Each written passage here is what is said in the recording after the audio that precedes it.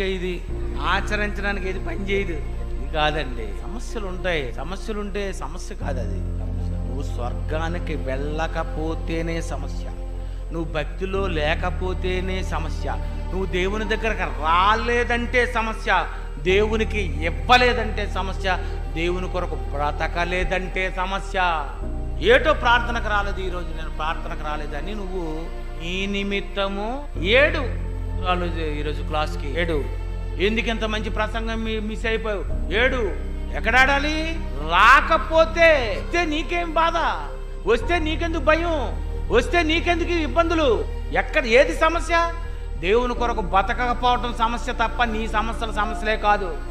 సమస్య ఎప్పుడో ఎవరిదో, ఇది ఎందుకు వస్తుందో సమస్య కూడా తెలియాలి.